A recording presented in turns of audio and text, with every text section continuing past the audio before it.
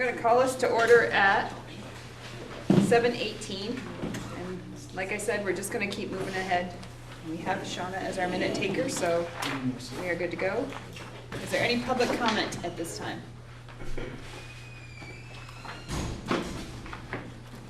Okay. We have the consent agenda that includes minutes. Just a reminder, the consent agenda is designed to sort of a quick way to get us through the process. It's not something we have to talk about. It's just some sort of housekeeping that we have, work that we have to do. We discuss it. We just make a motion and a second and approve it. I make a motion to approve the consent agenda. I'll second it. And Barry, Allison and Barry. All those in favor of approving the consent agenda, please say aye. Aye. Any opposed? Any abstentions? All right, passed. Okay, moving down to the executive limitations monitoring. I wanted to let you know something. I'm going to just rearrange a couple things on the agenda. I'm not adding anything, just rearranging it. So when we get to item C, where we have a discussion around anticipated drivers and assumption, I'm going to move item 4C, the action to set the budget parameters, right after that, so that we had the discussion, we're going to take action right after that. Thank you. So that I'll add in right there. And I think that's it. Just going to move that into the flow of the meetings better, right there. All right. So the first item is to update the strategic planning, and that was enclosed in your packet. Does anyone have any questions or require any additional information to understand that update?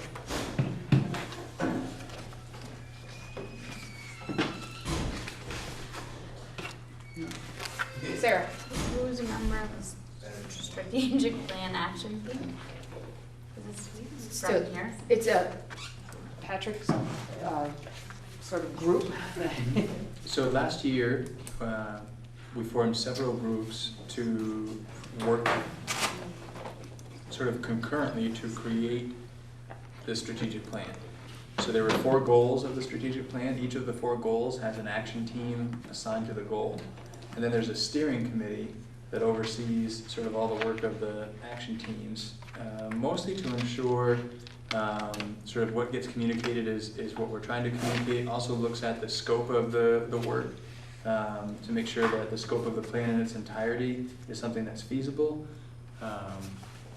Krista is on the steering committee, as am I, as is Don. I think that's everyone from this board. And there's staff members on it. Right. There's community members on it. Students. Yes. So it's a mix of towns and people and roles and.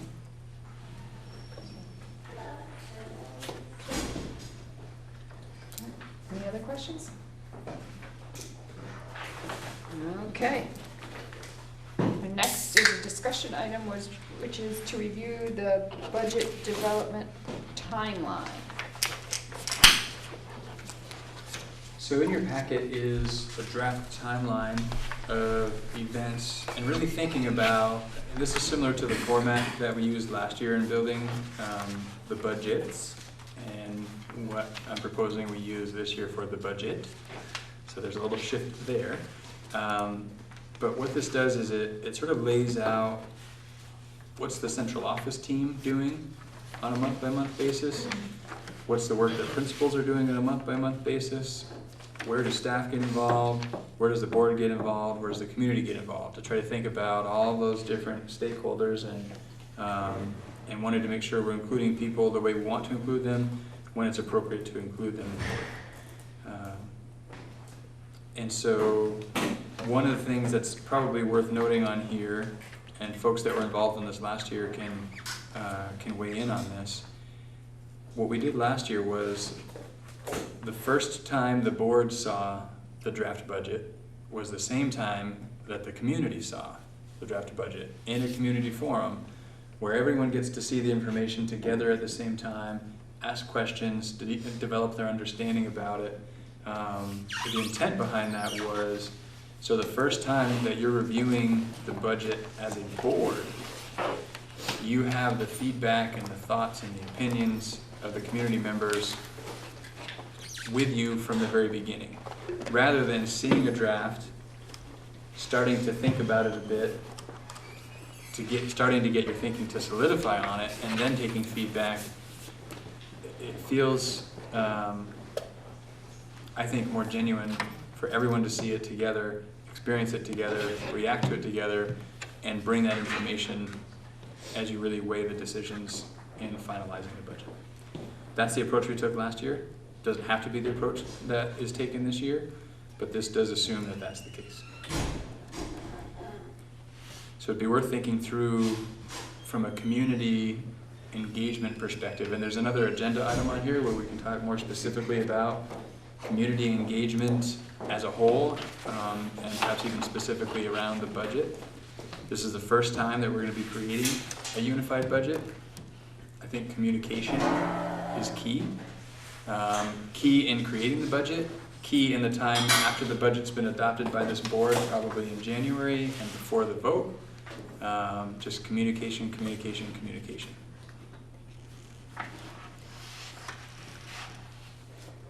So I suppose if that isn't the direction this board wants to go in terms of when this board sees the first draft along with when the community sees the first draft, now would be a good time to talk about that, and we can make any changes to this timeline that seem to make sense and go forward with that. Sir, what community sees the budget first? I guess, because we'd all be there. So where does that happen? That's a good My question. Yeah. So part of what's exciting about unifying is we redefine community. Right. Community now is the 5 towns. So that is the community that sees the budget at the same time altogether. We could talk about where and when, but I think it's important. I think the less divided, right? We need to, and it's tricky because it's a big shift. The conversation, I think, is going to have a desire to go toward the what's my school getting in this big budget. We can't do that. We're defeating the whole purpose if we're looking at it in those terms. We have to really look at across our schools what are our students, which now reflects all 5 towns. What are our students getting? And is that what we want our students to get? So it's really that redefinition of our community and that redefinition of our students.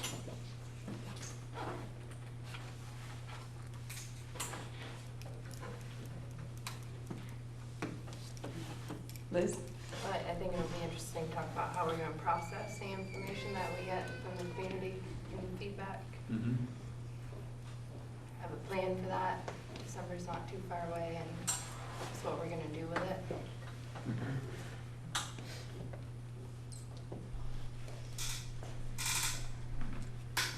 Jen? So I apologize if you talked about this before I was in the room, but are you envisioning this being similar to the budget presentations that you did last year? That's in sort of format? Right. I think a similar format, provided that folks think that format worked. I'm not wedded to that by any means. That's what we put together last year. It was so for those that weren't involved, the attempt last year was to try and tell the story. So it's easy to print out the budget packet that's going to be, a half an inch thick that has hundreds and hundreds and hundreds of numbers in it, and some people might understand and others won't. I like to take an approach of, those numbers, there's a story behind the numbers. It's about what are we providing for students and at what cost.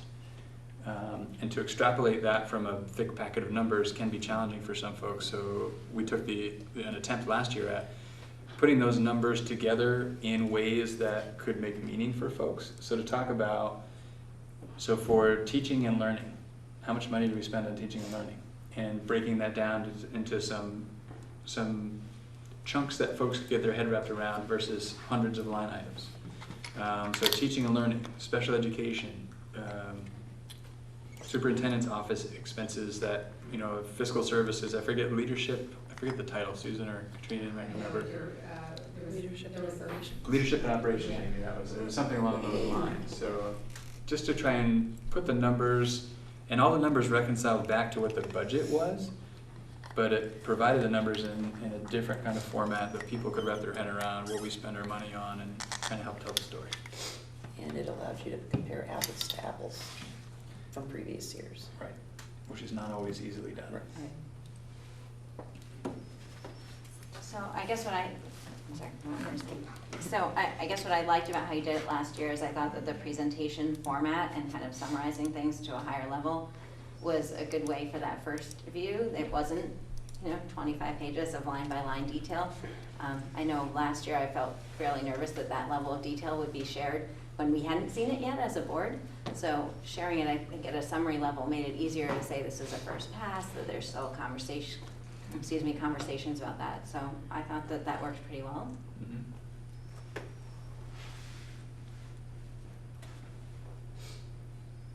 Anyone else? And do you mind just reflecting too, Jen, on the experience of, so the format, I'm hearing you say worked pretty well, but also seeing it for the first time together with community members? Did that seem okay? So it was okay for me because we weren't the ones presenting it. So, I'm trying to remember, to what extent it was you, and I think the principals for each of the schools was presenting that. And so because it was sort of that view kind of from the administration, I thought it was okay.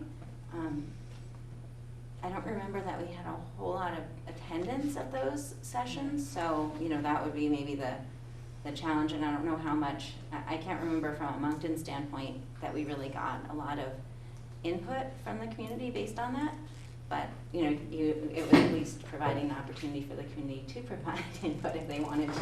Exactly. And before, often, I guess what I'd say is often my experience, we had a budget a couple years ago where the community really didn't like our budget, but by the time the community kind of understood what was in there, as in fewer teachers, and by the time they knew that, like, we'd already voted on it, it was already going to print, it was too late, we couldn't change anything, and so everyone came to our meeting after it was done and were furious, and it was too late to act on that input, and then our budget failed and we had to do it over. So I think that giving that opportunity to put the information out earlier, at least if people, aren't aware of it, there was an opportunity for them to be informed.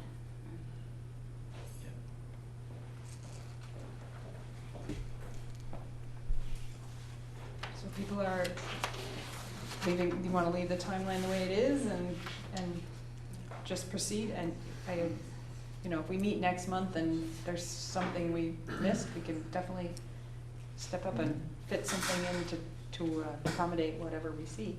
Yeah, and so when you look at this timeline, in terms of when this board would see the first draft and when the community would see the first draft, it would be sometime in December prior to this board's December meeting. We'd have to iron out when and where and some of those details, but it would be in the month of December before this board's meeting.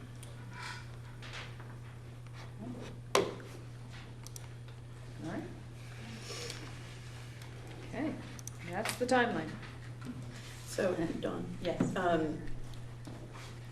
I would just like to point out that since we're doing just one budget now for 6 schools and Central, we're gonna need to do a lot of community engagement before that first community forum to make sure that we get people to come and hear what we're going to present. And I don't know how we're gonna do that, but I just wanted to put it on everybody's radar. I'm involved with the Mountain Renovation Communications, and more information out there, the sooner Yeah. the better, and continuous. Liz? I thought the phone call was great, phone call from the supervisory union. So even if you're not a parent, it's still, your whole family can tell everybody about it, and that's that's everybody, that's a huge amount of the community, just really got it in a really clear way, I thought.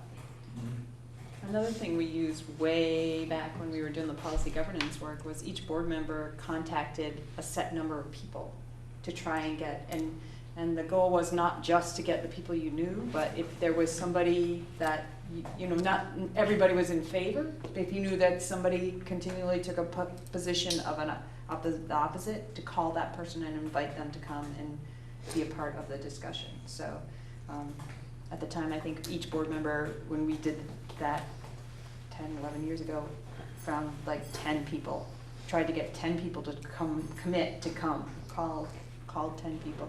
And, perfect, because I think there are a lot of people who know people in all the towns that you could reach out to. It doesn't have to be just your town. And I would say I think it's important to reach out and make sure that we're communicating with folks to show up and hear about the budget. But I would also say, so maybe after the December meeting, when this board's had a chance to look at the budget in greater detail, to reach out and connect with folks and ask what they know about, just kind of, I mean, what I think we've discovered is if you really want to know what people think, you have to go to the people. They're not going to come to you. So to think about leading up to this first community forum, but then even post-community forum, as you're continuing to think about the budget and making decisions before ultimately approving the budget or adopting the budget in January, that continued outreach I think is important. Can I ask a question? Hoping it's appropriate. So, you said sent us the articles, which Yes. we had heard a little bit about in our meeting last month. How are we addressing that up front in our budget? Are we already taking Well, that into account? That is something we can talk about in the next item, that Okay. we're gonna get to that kind of thing. Okay, then I'll wait. Okay, Yeah, that all was- right, I'm sure we're gonna touch on that.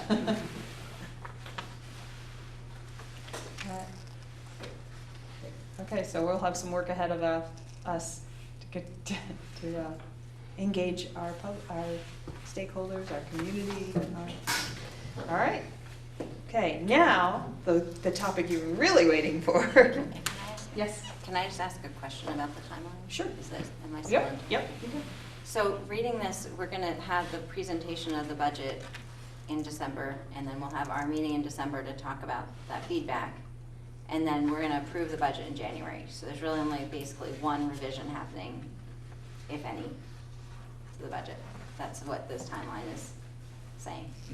And I'd say there's always room in between for additional meetings if we needed to, if there was more work that had to be done and you wanted to see additional drafts. I have one question too. Maybe you've already covered this bit. So the community engagement piece about the budget is once the budget's already constructed and sort of explaining to people what it is they're voting on and why it looks that way?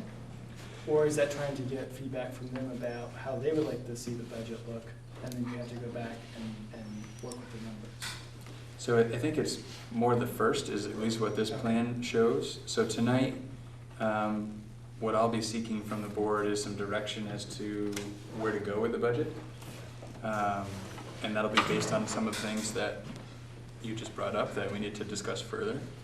And that gives me some direction to build a draft that we can then all sort of look at, react to, and sort of work from as we work to get something to finalize by January. Okay. Okay, sounds like we're tiptoeing around it. We might as well dive right into that next thing, which is the discussion around the anticipated drivers and assumptions. Yeah, and I think in the articles that Don sent to everybody, more or less summarizes the state picture. I don't know that it went quite so far as to really look at statewide some of the challenges that are driving Governor Scott's interest in making sure that we make Vermont a more affordable state. But Vermont's one of maybe just a couple of states, I think, that are actually declining in population year over year. And not only are we losing people, the folks that stay are growing older, and we're losing 6 people from the workforce every day in the state of Vermont. So the sort of long-range future for Vermont, if something isn't done to sort of change our course, doesn't look too great. I was at Don and I were at a state board meeting down in Otter Valley. Boy, it must have been about Last a month month. ago now. Yeah. And there was an official from the governor's office there, and a board member from a different community asked him the question, when are these really tight budget years going to end? Because it feels like it's been year after year, and this being perhaps the tightest of years that I can remember in terms of what we're anticipating for a budget. And he said, quite frankly, when Vermont starts growing again, until we can not only stop our decline in population, but turn that around and start growing in population, and in particular, attracting more younger families who are in the workforce, who are bringing students, who are supporting the economy in various ways, or can we really stop having to cost contain?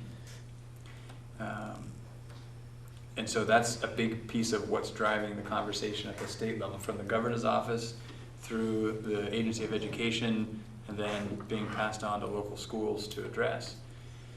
So that's sort of the big picture. On top of that, you have a financial situation at the state level where there's currently, for sure, we know a $50 million hole that we have to fill. It's quite possible that grows to $80 million before it's all said and done. You have what they refer to as the clawback for the health insurance factoring in. So there's a lot of challenges at the state level. Conversation pretty intensely around staffing specifically, and that's looking at state data in terms of student decline in enrollment. Vermont loses about 1% of its population of students every year. So there has been a decline in staffing as well, but the rate of decline for enrollment is much steeper than the rate of decline that staffing has been. And so as a result, over time, the sort of gap between enrollment and staffing has grown, and that's a significant contributor to cost. So we're hearing a lot of talk from the AOE in particular about needing to think about what's an appropriate level of staffing. Vermont's staffing ratios are, without question, not even a close second. They're the number one we're the number one most staffed state. 75 or 80% typically of a budget is staffing. So as you have to look at cost containment, and we've had several tight years. All the other places where tightening could happen that aren't really people connected, it's happened. And I think they're seeing that at the state level too. And I think that's what's driving a lot of the conversation about the need to take a good hard look at staffing. In particular, they've been saying staffing ratios. I think Vermont is at 1 to 4.3 maybe. So for every 4.3 students in Vermont, there's someone employed full-time in the school system. If that ratio goes from it's 4.3 or 4.5, I can't remember off the top of my head now. If that ratio goes to 1 to 5, I think that was something like $175 million that the state saves. So that's the kind of conversation that's happening at the state level. That's the sum of what Rebecca Holcomb in her article that you all read was speaking to. And those are the things that I think we're being asked to consider and pay attention to as we build our budgets. We also remember the governor's budget address last year, where he worked pretty hard and even proposed some pretty dramatic things like moving town meeting day to enable another look at budgets that had already been passed and gone to print and everything else. It didn't end up happening, but he was pushing strong for level funded budgets last year. We'll get a budget address in January. I don't anticipate hearing anything different. Certainly not with the conversation that's building now leading up to the next legislative session. So on top of that, so those are more sort of the state levels, which certainly aren't different for us than they are for most people. But something that is unique to us, well, not even necessarily unique, but something that's an additional factor for us to consider is prior years. So previously we've been carrying forward substantial amounts of carry forward dollars, so fund balance carry forwards to put into the following years, it actually skips a year, but to put into budgets to offset taxes, which for the immediate is a great thing because it reduces the tax rate, it reduces the burden on taxpayers.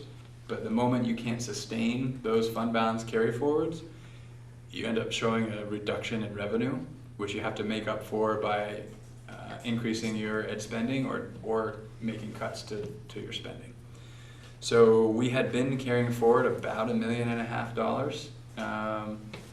and as we work to tighten budgets, getting those, so I don't think it's appropriate to be carrying forward $1.5 million year over year.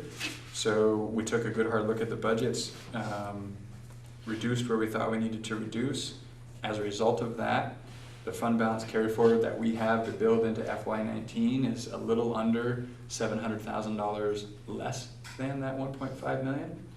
So that factor on top of everything else is something that we have to consider as we build FY19. So there's a little snapshot at the anticipated drivers and assumptions as we work to build FY19. And Liz was at the VSBA meeting this Friday, and I assume that you heard much of that those same topics at that meeting. Yep, very much so. Yep, definitely. Jay? So I know we're all looking forward to another tough budgeting year, but I will say I was pretty encouraged in looking at this spreadsheet from the Agency of Ed, that I think that the work that we have done over the last few years, that our student-staff ratios across our schools are well higher than the state average, meaning that we have fewer staff than the state average, and in some of our schools are, we have only one this year over 8, but I mean, it's like significantly better than the state average. I guess it's too early to predict how any sort of restrictions will be leveled. We don't know. In the past, we've seen, how much you're spending over the threshold is a penalty. So, hopefully anything that comes takes into account if schools have already worked to, adjust their staffing levels. It's hard to know if that's the case, but it's hard to penalize a school that's already at a ratio of 8, compared to a school that's at a ratio of 3. That's definitely a different proposition. I'm not sure historically that has always worked out that way for schools that have done what they needed to do. I don't think they have always been sheltered from whatever kind of cost containment measures are going to be put in place, even though they've done what they needed to do. But I think, nevertheless, to your point, the work that's been done so far to sort of take advantage of attrition and make some changes and work to address the staffing levels makes whatever we're going to have to do that much easier. So it has absolutely been something that I would say is worthwhile, even though it's always a difficult thing. But it makes the challenge before us, I think, a little bit more achievable.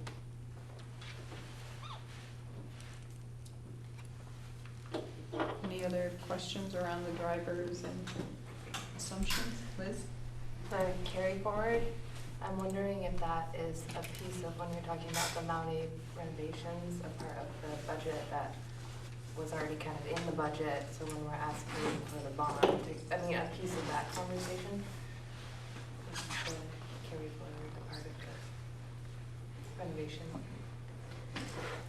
I'm not sure I follow the question. So I remember when we were talking about the renovation, it was saying that there was already a piece of it that was somewhat covered in the budget. I thought I heard that. And so is that part of is that a separate money from that? The 250. Yeah, it's separate from the carry forward. The carry forwards are typically what they used to call surpluses. And then what you would do when you fashion the next budget, that's why it skips a year, because the budget in between you've already done. So when it skips, you had to take into consideration that you had this surplus and it was treated as income. So then so when you're building a budget, you had, if you had 60,000 left over one year, when you built that budget that other year, you had to account for that 60,000 as your income. Right. So if you overspend your budget, you have to build that deficit spending in it sort of counts against you in terms of building the next budget. You have to make up for it in the next budget. If you have a fund balance, if you have money left over, if you underspend your budget, you have to do something with that money. One option, which is the option that has been exercised for the past several years, is to take all of that money, put it into the next budget cycle to offset taxes. Other options, which I think are options we need to consider going forward, are to put some money toward another budget to offset taxes and put some money into, say, a capital reserve fund, so that when you have projects that need to get done, we don't always have to go and get loans to do it. We have money to take care of some of those needs. And that way you always determine the amount of money that gets put to offset taxes as an amount that you feel you can sustain. Because again, the challenge is only when you can't sustain that amount. If we had $1.5 million to put in for next year's budget, which is what we had put in to this year's budget, then it would be a wash. It wouldn't have a positive or a negative impact. But since we don't have it in the 1.5, it now has a negative impact because we have less revenue that we get to count. Thank you. Jen? Can you comment on some of the other cost drivers, like the stuff we normally talk about when we don't have crazy stuff with the state? Like, I mean, I think we have, what, a 3-year, 3.25% salary increase in the contract, and then do we have any information yet about insurance? Well, So we there's the have- new insurance, right, so. So we have the 3% new money in salaries, which we know, and that's and so we can factor that in, and so that was for this year and for next year, and we wouldn't know what building FY20 will hold. We also know, so in terms of health insurance, unfortunately there are more unknowns than knowns right now in terms of health insurance. We don't even know what the cost for health insurance the second half of this year is going to be yet, because people are just now signing up for what plans they want. And once we have all of that work done, we'll be able to do a little bit deeper analysis about what we anticipate the cost could be in the second half of this year. What we have been hearing in terms of the premiums from this year, which is really the second half of this year, going forward, that we need to be planning on, we've heard 9 to 12%, I think is sort of the range we're hearing in terms of increase in premiums.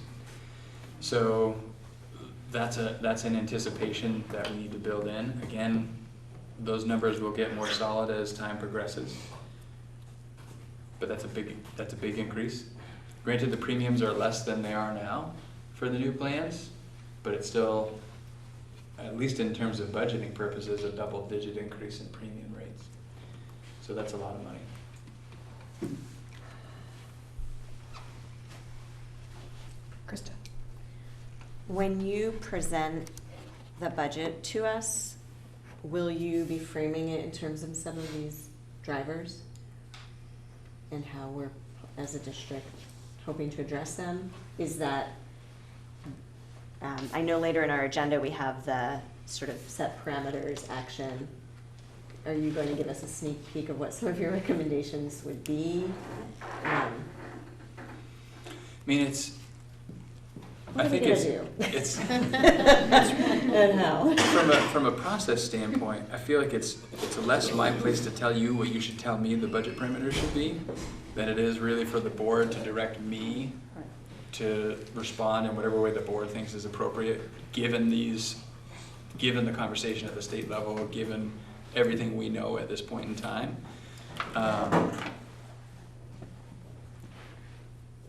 Yeah, but in terms of the presentation, so when it is time to talk about the budget, for sure, as we're presenting in whatever format it is we're going to present, we'll be able to say, and so here's the staffing implications. Here's what we now know about healthcare. Here's what we built in.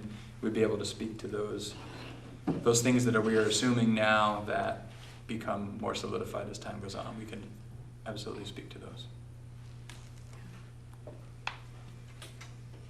Any more questions on the drivers and assumptions? Okay, some of you may have come in after the point that at the beginning of the meeting I sort of rearranged the agenda, and the next item is going to be for the board to set the budget parameters. I move 4C, that action to follow this discussion rather than open it up, close it, open it up again. But given the information, that we know out there, and in the past there have been a number of ways to give sort of direction to the superintendent, it would be my opinion that the best place to start would be to request that he level fund the budget based on education per equalized pupil, and start there, rather than try and go from a percentage. I don't think we're in a position where we can go to a percentage. I think we really have to level fund that the education spending on the equalized pupil. So, Can I ask a question? If we're level funding, because of increased costs, do we actually have to reduce? Yeah, so Right, so it's not the same amount as it was last year, it's gonna be. So I think based on what Don was saying, when you look at it on an equalized pupil basis, sort of where you start from is what that dollar amount is. I think last year's equalized pupil spending was 16,200-ish, 225, something like that. So we would make projections as to what we anticipate our equalized pupil number would be for FY19. And we would, then we'd sort of work backwards from there and say, okay, so if this is our equalized pupil number, say it's 1,500, or 1,500 equalized pupils, multiply that by the amount per equalized pupil, that gives us a budget, which is really an education spending. And ed spending is expenses less revenue, that's your ed spending, so that would be what would give us our target to work from. And that allows them to get into the backstory and, you know, sort of figure it out rather than us diving into that line by line stuff that we really have no business getting into.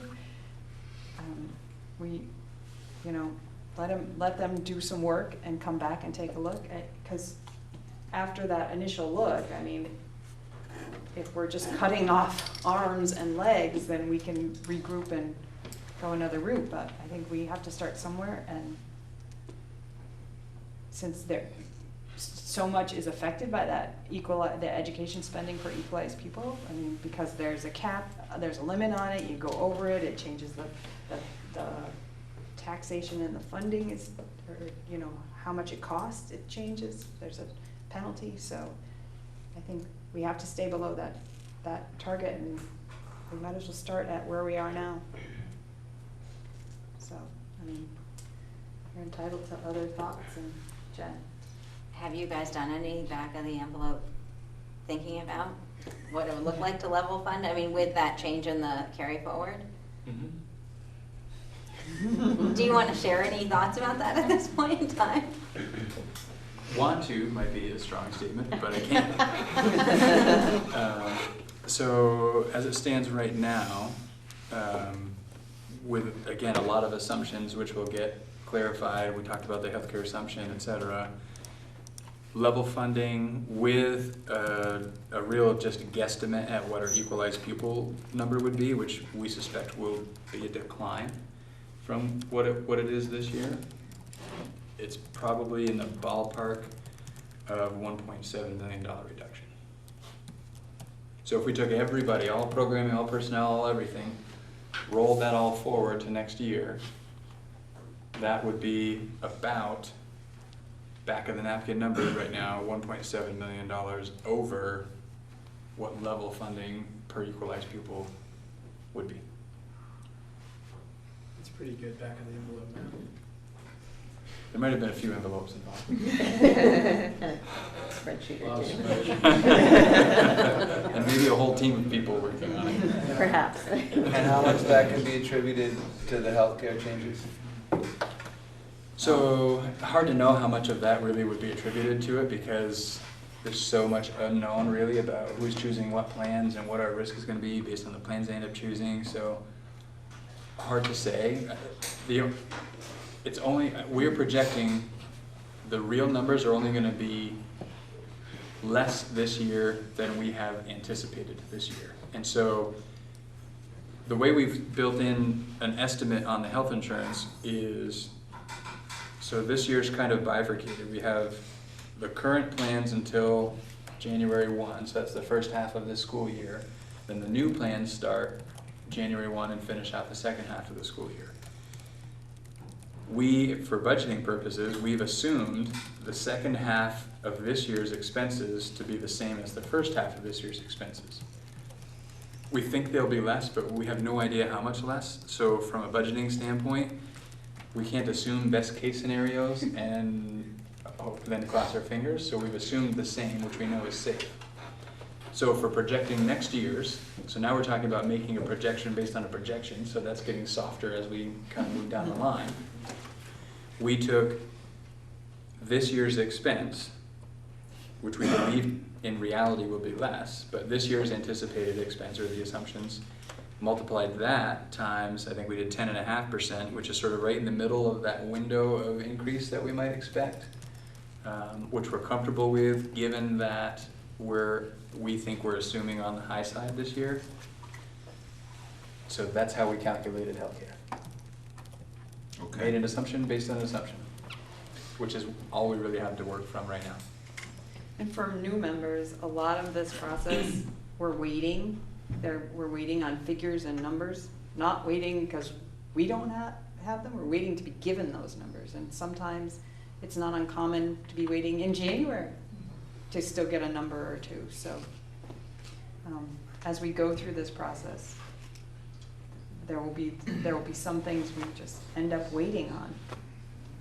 We won't actually know the tax rate until after budgets have been passed. So they know how much money they need to raise as a state, and then they can set the tax rate, so. Caleb?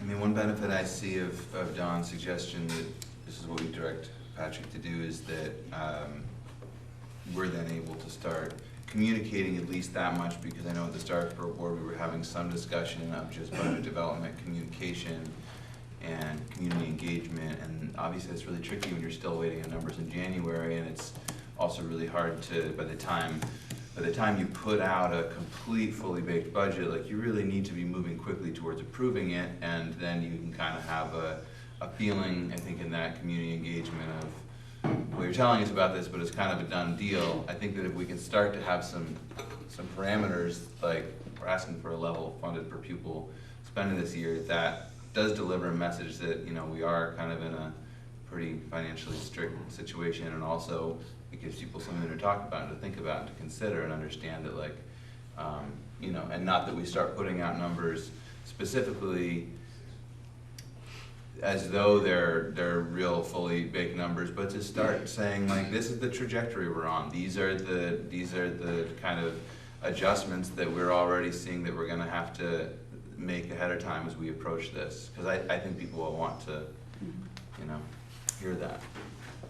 So the only other thing, so I know health insurance is really driving things, but reading Secretary Holcomb's different articles, it seems like there's a big focus also on the paraeducator and support staff in the schools. And when we're talking budget, and if that's, I mean, just from a couple of different things I've heard from her speaking and from reading online, it seems like there's a shift away from some of that and decreasing either that support or those numbers are beginning to decrease that. And is that something that, given the budget we're trying to tighten down, that we're going to be looking at as well? I mean, are we looking at really going to be looking at shifting, what do the support staff levels in our schools look like? And how do we, like, how does that factor in? I would say that's one of many things we have to look at. Yeah. At the EC level and the local boards have taken action on those side letters to kind of start that process and working. I did notice we didn't have that on our agenda, so we can't, as the board cannot sign off on the side letters because we missed that on the consent agenda. So we The can. side letters, right. Yep. And there's. But those weren't the career change. No, the side letters have spots. For this board too. Okay. Yeah, to create that next budget. They were part of their, so we'll just have to have that on our next month's Yeah, meeting. for the November meeting. Okay, Krista. I was just wondering on Megan's point, if the board retreat that you guys went to included that presentation that was going to be specifically around this piece? And because I remember it was mentioned at the budget conversation that So That would be there was a helpful. workshop on last Friday that Liz attended that workshop, so. do we know if those materials are available? Do they have material handouts and were they gonna post them up? yeah, they Usually were- they do post them after the fact. Yeah, there were some slides, and I think we're still waiting, because there were ones about community engagement that were really helpful.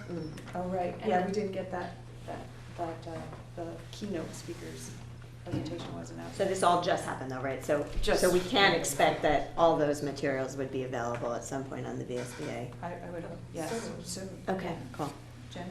I wanted to respond to Megan's comment as well, that I remember a few years ago getting a presentation by our special ed director, I'm not sure if that's the right title, our special ed person, about how we were starting on that path. And I remember there was, you know, we kind of joke about it, there were white people and they were turning into yellow people, but they were like changing sort of from that, you know, one-on-one support model to more specialized special educators and kind of changing some of the staffing patterns. So I don't know where we are on the continuum from where we were to where we eventually want to be, but I understand anyway that that's work that has been ongoing, and some of the changes in the level of staffing of para-educators in our schools 2 or 3 years ago was related to that. So at least I'm hopeful that some of that has begun. Absolutely, some of it's begun, and it's continued to some extent. I think you're referencing a few years back, there was sort of a big step in moving away from that, and I don't think there's been as big a step since then. But that's a pretty routine conversation about how do we take advantage of situations to continue to move in that direction. And I think you're highlighting some of the work that we were talking about before that has made the work that's before us a little bit more achievable, although it's still quite a task ahead of us. Had that not been done, I think our situation would be more difficult than it is now. So my understanding of the process is that you're suggesting a level funded budget. Patrick comes in, shows us what that actually looks like, how many arms and legs got chopped off, and then we can see whether we agree with that or feels too draconian, and add stuff back in, go back to the drawing board. Or give him direction, like, you know. Cut more of this, less of that, kind of thing. Not so much that. But Okay. it's more of, Big picture. well, if you think about your ends, if you think about, does this budget support your ends? And are there resources in that budget to get the learners where they need to be, or to move them, or is the plan in place that will show a way to move them? More of that avenue, and not add this, you know, take out that kind of thing. And it's really more about, okay, so with that level funded budget, that's what we would be providing for our students. If that doesn't seem palatable to the board, they could say, all right, so rather than level funding, let's increase by $200 per equalized pupil, or by X% per, like there's a couple of different ways you could provide direction on what additional amount of money could be put in, and then I work with our team to figure out, with this additional money, what's the best thing to be doing in terms of providing services and support for students. And I have to believe if in this process, while you're presenting us with what we asked for, if you then create it and say, you know what, this isn't something I can live with either, I would recommend X, Y, Z, and that, you know, we would hear that recommendation and could go from there. I don't think you're just gonna sort of blindly open the door necessarily, if you have a clear vision of what you need to get everybody moving and progressing. Krista? Yeah, I guess that was sort of what I was wondering is, do you anticipate that this, working from this starting point, is going to be like a scorched earth budget? I mean, are we going to go, ooh? It's one of those things, it's tough because it's pretty easy to fall back into doing what we've always done because it's all we've ever known. I feel like we're at a point when you think about the conversation at the state level, when you think about the fact that people are not coming to Vermont, they're not staying in Vermont, they're not in the workforce in Vermont, something has to be done. We can't, I think what's obvious is we can't continue doing what we've always done. What's less obvious is, well, so what do we do? So I feel like it's, whether or not we can achieve a level funded budget that feels like we're still providing the kind of services we want to our students, I have no idea yet. That's the work that's going to, consume me for the next 6 weeks or so before I get this ready to share back with you guys. And it's going to consume a lot of other people too. Just fair warning, everybody at that table over there. But I think it's a place. I don't know that we could start anywhere else. That I think shows a real intent on doing what we have to do to address the cost containment concerns that we're hearing from the state level. And if we find that that's just too much, then we go from there. But it's a starting point. So 2 things. If you go to vtvsba.org, and then click on events and go to the annual conference, every item has a link to their handouts. Okay. And there are only a few that don't have links yet. So the budget stuff has been uploaded by them. And then the next thing, the way you and your administration presented the budget last year, essentially as buckets, I think allows you to take a level funded budget and move resources around, hopefully enough to get done what needs to be done. And I will say, give us a better idea. while there are a number of factors colliding that make this for a particularly challenging period of time, there are also some things colliding that make working through this challenge, allows us to work through this challenge more flexibly than we might have been able to in the past. The fact that we're building a unified budget, One budget, not 6, where 7. Right. where all of our resources, people, money, time, everything, are now shared. So the flexibility in how we meet student needs is probably greater than it's ever been. It's unfamiliar, this flexibility, so it's a lot of imagining what could be without having necessarily experienced it. But it provides some opportunities that we haven't had, and gives us perhaps a new lens to look at how we address some of these challenges. Jen? So I appreciate your willingness to explore a level funded budget.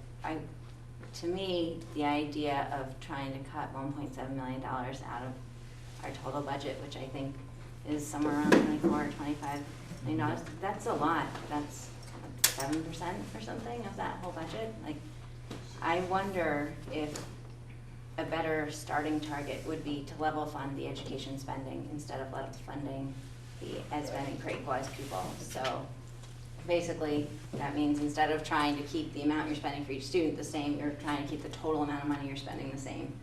So if our number of equalized pupils go down, as you're predicting, it means that our ed spending per equalized pupil would go up, even though our total amount of money that we're spending is the same.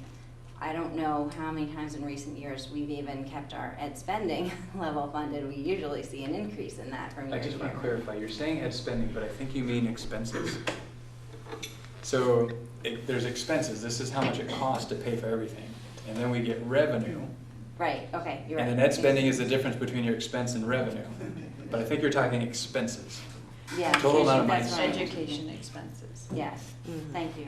Okay. But we'd be penalized if we do that and we lose students, right? Because then our individualized, our per pupil, thank you, would be higher, right? It would be higher. So it would be, I mean, 'cause I see what you're saying, it's hard enough just to do that, but you're also shooting for a goal that you know is gonna incur an additional penalty, right? I guess I'm just wondering, is there a value in asking the superintendent to bring us a budget that is unlikely that we're going to want to support, and then to say, do it over? You know, I don't know. You know, it's hard to know what's going to be in there at this point, and what, you know, whether we would or would not be able to support that. It just feels like we're asking for a lot to get taken out of that budget.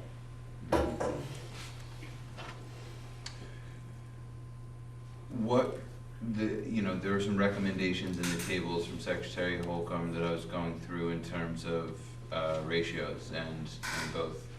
And I, without putting, a value on which way we should be going, do we have the numbers for, let's just say that we took our current ratios here and brought them into line with the relatively short-term goals that are kind of expressed there? Is there a way to understand the budgetary effect of that kind of move? I mean, Sure. So I have a ratio in my head when you're saying that, but I don't know if it's the same ratio that you're thinking of. Can you? let me pull up the document. You just give me a The moment. ratio I've heard Secretary Holcomb refer to a number of times is 1 to 5, which is 1 FTE employee, and this is counting everybody. Everybody. Still Counting everybody. Right. Yeah. And we're For at every 4 5 and a quarter, I students. think they were saying in one of those. We're closer to 4. Average. Addison Northeast is around 4.5. 4.7. Well, this is enrollment, not equalized pupil. So I think we're around 1 to 4.5 is our current ratio.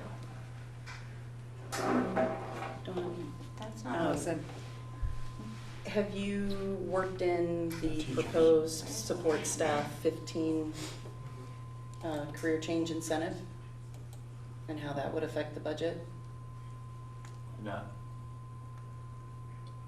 Is there a way to do, I know it's subjective because of who potentially Well, could pick it, but So if, how that might. so again, it's hard to know exactly what it will take to achieve whatever the budget parameters are that are set for us.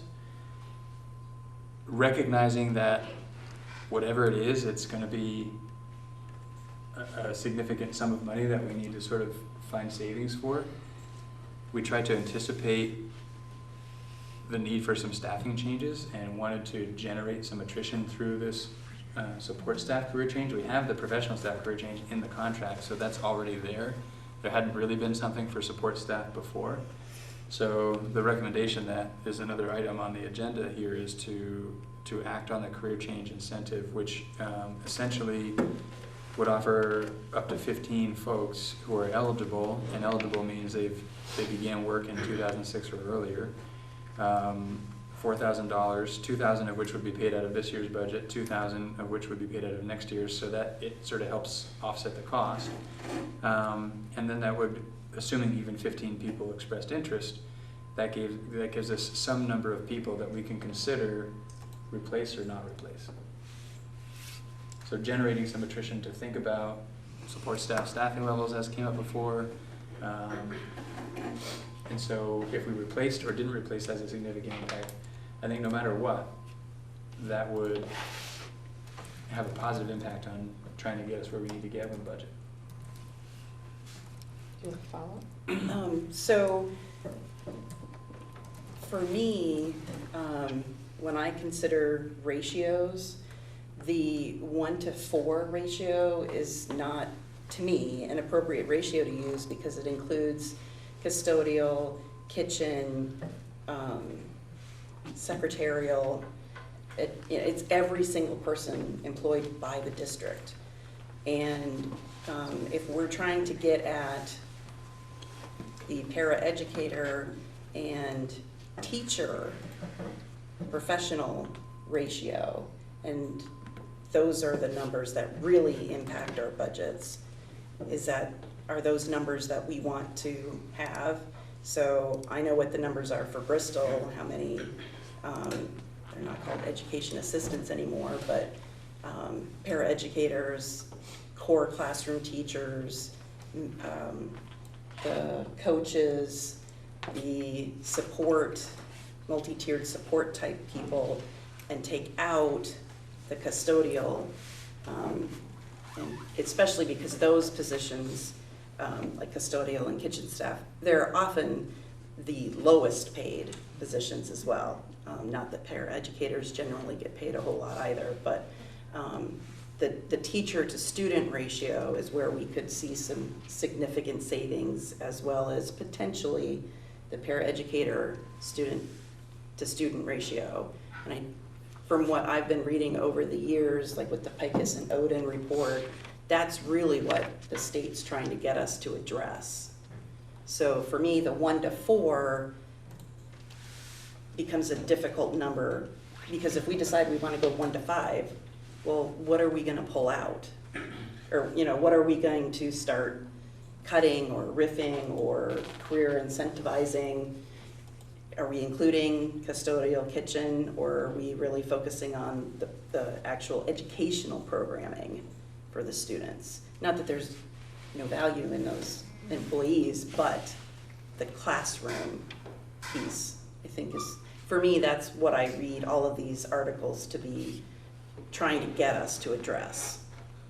The number of people involved in the education of our students, the teachers and the paraeducators. So I've spent the last day and a half, as it happens, looking at ratios throughout our schools, and In summary, I would say they're complicated. But it's, in some ways, it's about finding efficiencies, and I think an expectation through Act 46 has been that we look for efficiencies, and I don't think that perception is looking specifically for efficiencies in academic programming across our schools. I think it's much more of a broad sort of net. We need to find efficiencies. And that's more the perspective. I think because part of what we're looking for, in addition to finding efficiencies, and I would say much more important than finding efficiencies, is building equity. What's been interesting as we look at ratios, what each of our schools has for ratios, and it's pick a ratio, any ratio, it varies school to school, not necessarily because of any intent, just because it has evolved to be what it has become in each of those schools because of the way that it's currently governed. As we make a unified district now, we make one budget, the Lincoln folks, and whether that's Lincoln community members or Lincoln school employees, don't want to bear the burden of Beeman being overstaffed, right? So everyone shares in the cost and everyone shares in the benefit. So the need to look at equitable offerings across our schools is greater than it's ever been. So as we're looking at ratios, we need to find those efficiencies across whatever categories we can be looking for, as well as building equity across our schools. And you mentioned, so the Vermont School Quality Standards offer some ratios as guideposts you can look at. There's also ratios for how many custodians you have per square footage. So there's a lot of different ways to look at ratios and think about equity and think about efficiencies. And we're going to be looking at all of those. Great, thank you.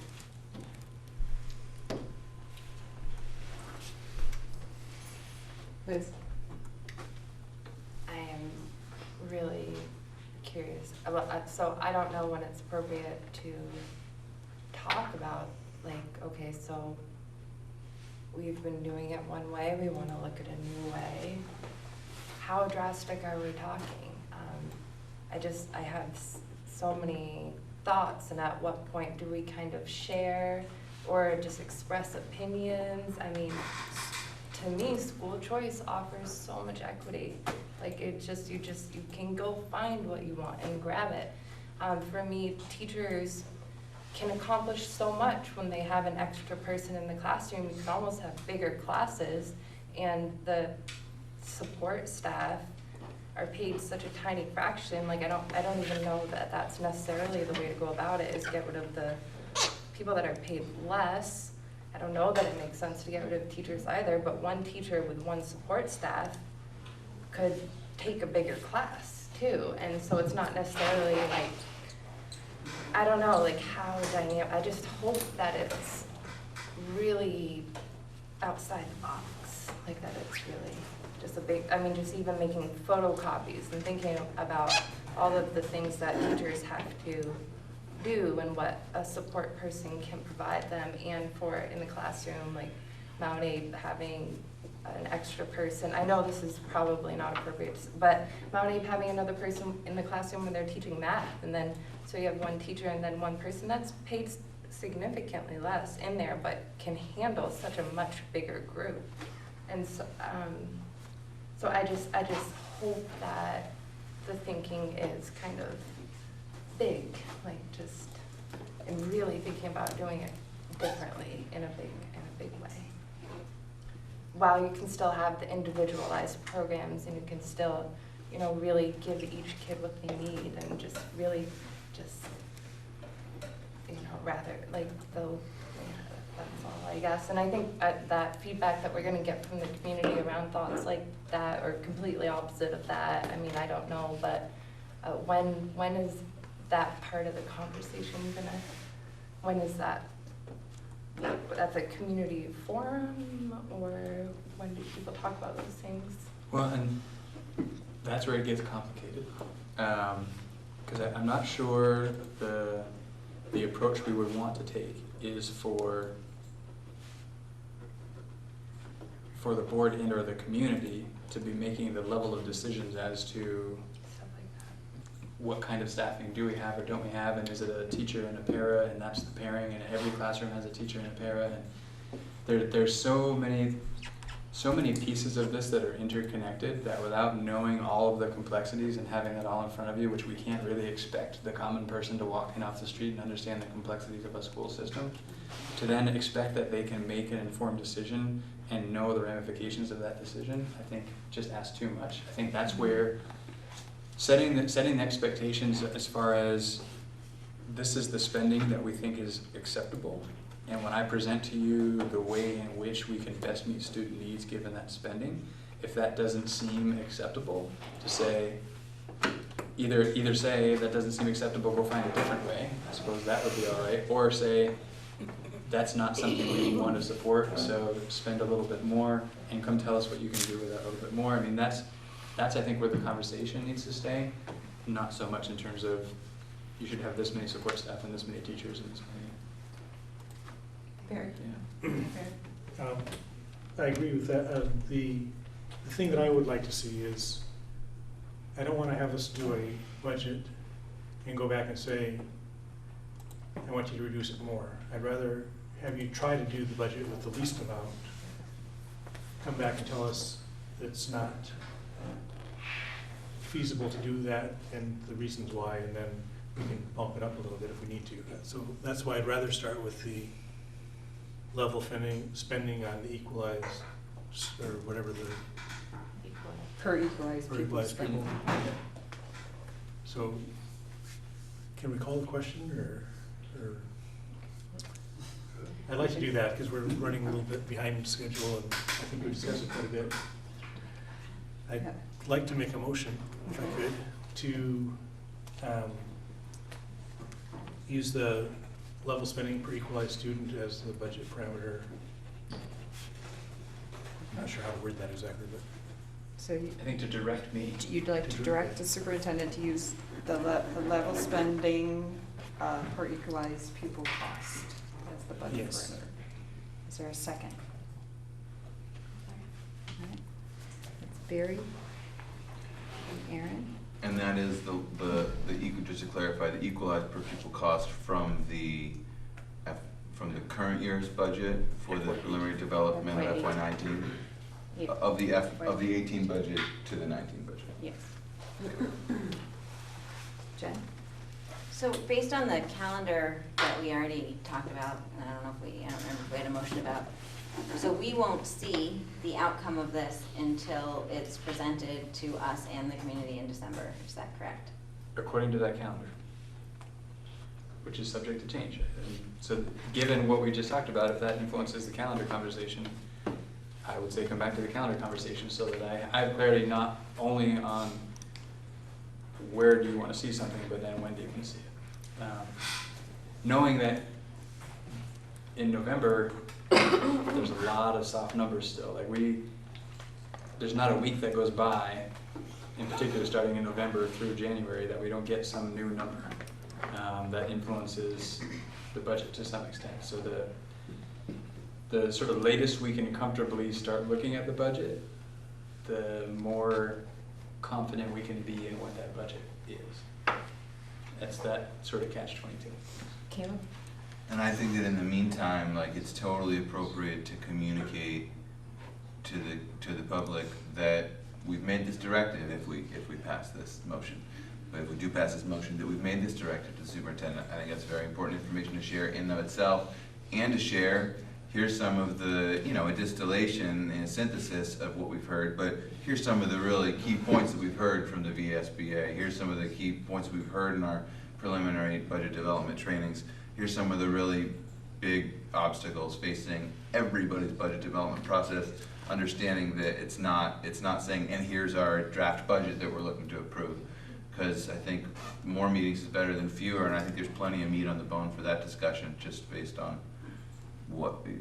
if we make this decision tonight and what we've already kind of heard from the state level. I don't think you'd find you're unique in directing your superintendent to build a budget based on a level-funded, equalized pupil spending.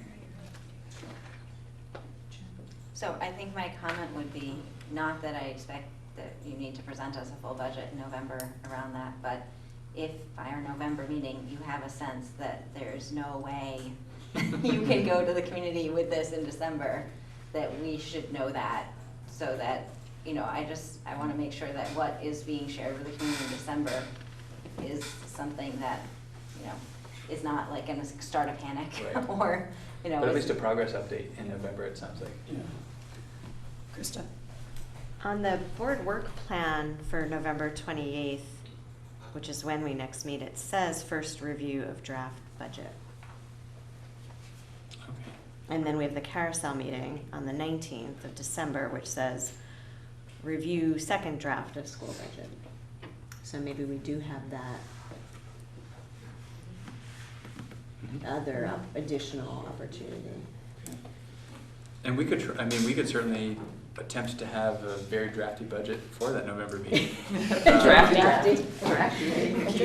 And I think that the probably the bigger question, the bigger conversation really would be, how does the board feel seeing some version of a draft budget before the community forums?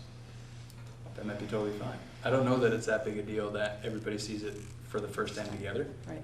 It seemed to make sense when we did it last year. We could do that again this year, or you could see a draft in November, and then it's the second version that you see in December with everybody. That's totally fine too. Howard's still somewhat alive over there. He hasn't dropped after this conversation, so that's a good sign. That No, I'm just concerned about what the state is gonna do when they start making edicts about the numbers. They did that 2 years ago and we got into trouble with it, and I see something coming, and that's what my concern is. in terms of having something ready so early, Yeah. and so many numbers change, and that's where the sort of drafty and the very drafty version But comes in. we won't get equalized pupils until December, which pushes us outside that November, so it becomes a problem. And it's hard to guess at. I mean, it really is hard to guess at equalized pupils. There's so many moving parts to that number. Which unfortunately, our world of building a budget is Around making those- guesses. Like it's the system is sort of backwards, but it's the one we have, so. Allison? I would say that the board having the budget information before the community, the first community forum would be okay. Because then we'll all go to the community forum and the community will see it, and we'll be able to talk about some of those other things in there, and potentially help you.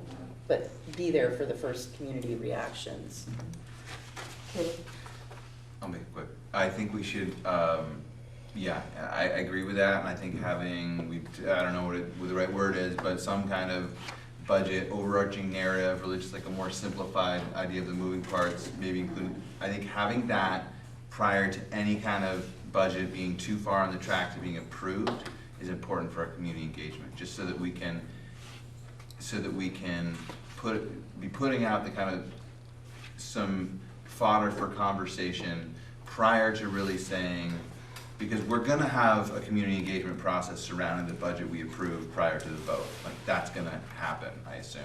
And so I think it's important to have a distinct community engagement process before that, that is saying, here's something that's not fully approved. And that's, I don't know, I know that's hard sometimes, and I think that's why, you know, starting with a higher level view and kind of having that more broad discussion can be helpful, because it's hard to get all the specifics, it's hard to nail it all down.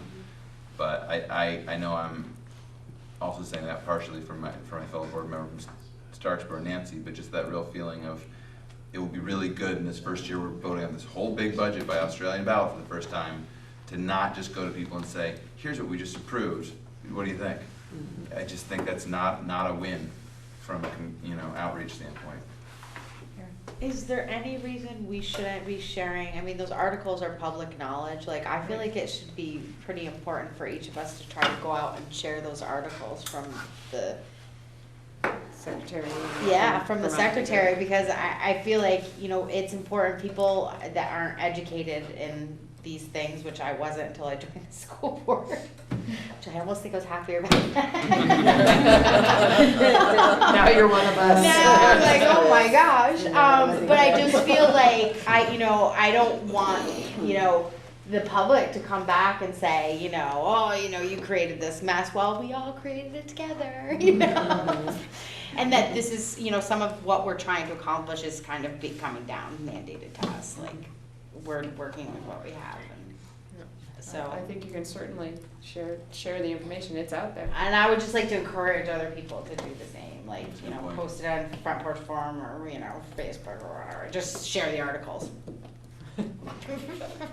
Well, I wouldn't have put that in. Not Facebook, not Front Porch Forum.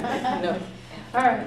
All right. So if nobody has any other discussion around the motion, I think I'm gonna ask you the question. All those in favor of directing the superintendent to use the level spending per equalized pupil as the parameters to build a budget, please say aye. Aye. Any opposed? Any abstentions? Okay, so you have some direction. All right. Okay. Next item we're going to roll right through is to accept the interpretation for the asset protection 2.6. Jen. I'd make that motion. All right, Jen's making that motion. Can we second it? All right, Megan. Any discussion? Any comments on the interpretation? All right. All those in favor of accepting the interpretation for 2.6 asset protection, please say aye. Aye. Any opposed? Any abstentions? Who seconded that, Dawn? Sorry. Megan. Thank you. Okay, now we're moving down to career change incentive. They were enclosed in your packet. You just need if you're so inclined. Caleb? I move to accept the superintendent's recommendation for the career change incentive. All right, is there a second? I'll second. Jen? Any discussion? Okay, all those in favor of accepting the superintendent's recommendation for the career change incentive, please say aye. Aye. Any opposed? Any abstention? All right. Our next item is an action item, is the community engagement plan for the budget. And I believe this is sort of, well, it's turned into a twofold thing, but the communications group had met. Did you talk specifically about budget, or is this just engagement?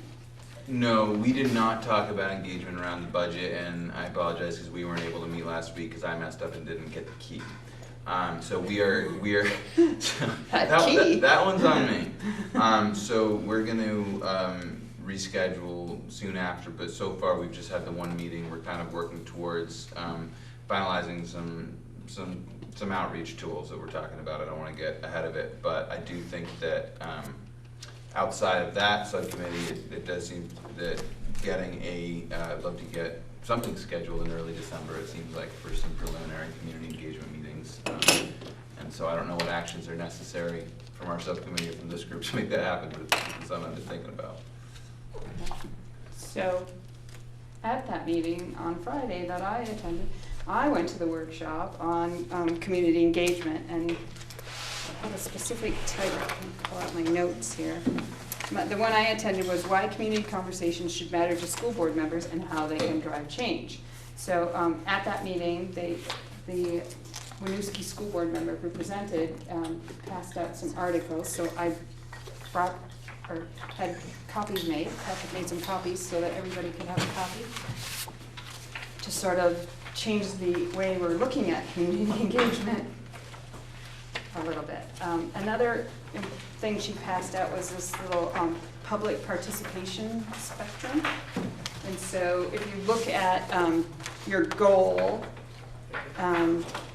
across the top, so do you want to inform, do you want to consult, involve, collaborate, empower, and then you go down, you can sort of see how it works through, which I thought was pretty useful. I also the woman who gave the presentation or the workshop talked about how Winooski went about it, and they're unified as well, and they really use their sort of board development money to hire a facilitator to come in and train them, which then they went out and slowly trained more people, and it was a completely different approach to community engagement than what has been used in the past in the district. And I really think it might be worth our while to maybe have that board member come down and chat with us, or, so we can sort of see what path they took, what they used to get some training, and see if that could kind of help us kind of thing. And just in general, there were some more, the keynote speaker talked about ways to engage the public, more fun, food. You have to get those things involved in to get the community going kind of thing. So I just want to share the article with you, and I really think that, we should at least investigate, reach out to her, and maybe she'd come talk to us and see how people feel after that as an idea, to sort of help us change the way we look at community engagement and build kind of a structure. The other thing that they do on the Winooski board is they have a book group, board book group, and they all read a book, and then they use 15 to 20 minutes at their meeting to sort of they have a list of questions they go to have a conversation. And I thought that might be a really good idea, is to sort of change the conversation at the board table, to the work we have to do in the community engagement, and it gives us more of an opportunity to have a conversation at the table. I have the name of a book they're reading. If you want to, we can start dabbling in that. If you want to try something like that, we can all get a book and do a little reading and come back and have a conversation at our meetings. This is sort of a way to do some board work and a form of training. Want to present the information? You let me know what you think. I really, I will read a book,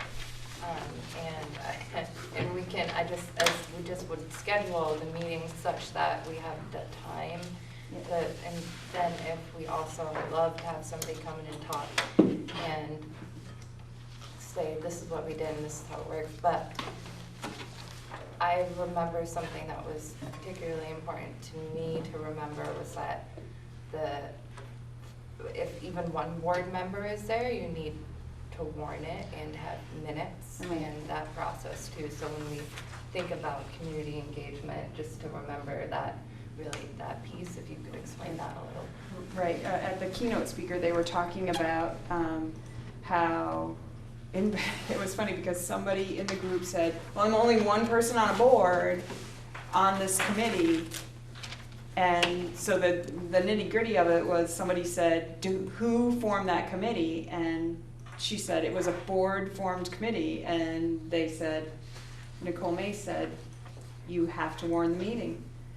And so any committee that is charged by the board is an arm of the board, and they are treated as the board. So once we charge a committee, and even one person, then you're acting as the board. And so they were going to get more clarity on that, because this particular person had been going to these meetings all along, and there hadn't been any warnings or anything around that, and they pretty much said, you can't do that. So the community engagement piece would involve warning, but as we learned, the existing board members learned through our stint with Armando, was it's the when it starts, when it ends, any action taken, and you really don't have to go into great detail to write down everything that was said at every meeting. So and it sounds scary that a meeting could be warned that's taking place at your home, and that it might draw dozens of people that you don't know. My experience has been warning a meeting does not necessarily draw lots of people. And as someone who's had meetings at her house, nobody shows up. People have called to say, what do you plan on doing? If people could, so I have chairs, you're welcome to come, have a seat, and they never showed up. So there's that piece that we were, the man who who was the keynote speaker was not I don't think he lived in Vermont, so it was, you know, what the rules we have around open meeting law are different than what he had experienced. So when that conversation started, I don't think he knew that it was like, no, you can't do that kind of thing. But the piece about the community engagement training is we can all do it together, which is different than one of us going off and hearing something and bringing you back some information that we got. We're all doing it together. So, you know, we're going to benefit from hearing other people's questions, and we're all sort of moving along together. So, I mean, if you want, we can get the book, we can try it, we can see what happens. It might evolve into something else for us. Which book is it? Yeah. It is. It is. Still Two Cities? It is Deepening Community, Finding Joy Together in Chaotic Times by Paul Bourne. Right. So, that's the one they're reading. So Don, I heard you mention 3 things, and I'm curious what the interest of the group is on each of those 3, because that'll give some direction into what we pursue. One idea was choose a book and have a book group. Another idea was have this board member come and speak to this board and talk about their experience from MAUSD. And the other was talking about having a trainer come and train the group in community engagement. So I wonder if we sort of take All them right. each at a time and So- get some clarity. How do you feel about a book group? Just, you can give a thumbs up. I don't know. I don't think. And are you talking about actually taking 15 minutes in the In board the- schedule to discuss? In the meeting. In the right. meeting, okay. Yeah, Yeah. not a separate meeting. Right. Not just, we're Right. going to build it into this. They all know you love meetings. I know you want another meeting. Okay. In that case. So, is that, are people in support of a book? Over the other options? No, I think or- they can all work together. I Okay. think we can still, you know, do the others. We could read the book, decide, no way, we're not doing this. I think it's all on the table and can Gotcha. change or morph into what we want it to be. As long as it doesn't mean we have to do all of our other work 15 minutes faster. I don't think we do it 15 minutes faster. You could. All right, so it sounds like the book's a go. So let me give this, I'll give that to, put that right there. I like the idea of hearing from somebody, if at the Winooski board member or another board member, just because I think that new models for community engagement feel really needed, and can't hurt to hear from people and kind of hear and to say like, okay, well, would that work in our community? You know, is that applicable? Is that not? I think it sounds interesting to me because it seems like a really key piece that we're working on, so we need input at this point. So I like that idea as well. And when I've been to 2 presentations on that same project, and the second one was actually presented from the Burlington perspective, who did it at the exact same time with Winooski in a project, and so it's just a different kind of community, and it's interesting also to know there was more than just Winooski that did it. So there's more board members. Yes. Both. Yeah. Well, this particular one was very energetic and Yeah. just kept the workshop moving along. So I liked her energy. So I don't mind reaching out to her and see if we can get her to come down, or if she can't, if she knows another board member who'd be maybe willing to take some time and come. Okay, I'll do that. And then what do you think about some training from a facilitator, or you want to wait, you want to talk? Is it possible for this group to think about whether we want to just get something on the budget for like a community kind of engagement date that obviously we would be continuing to work on prior to our November meeting, but that would at least be something that we could see coming on the calendar? And I'm thinking specific to the budget Just development community. process. Just like a preliminary kind of like, here's where we are so far, knowing that we're gonna get by January kind of to that like, boy, we need to approve this thing kind of point. And so if we wanna have a meeting that's more just a little earlier in the process and potentially less even able to be in the weeds. I'm just wondering if that would be important to kind of discuss potential dates that might be tonight, or if that's just not.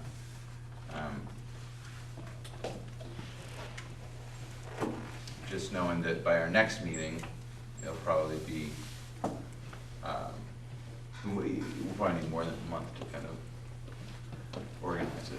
But, you know, if this group made that decision, then it could kind of empower our subcommittee to kind of in our next meeting start to try to flesh out like what that kind of agenda might look like, where it might be, what kind of things we might do to try to entice people to come to it.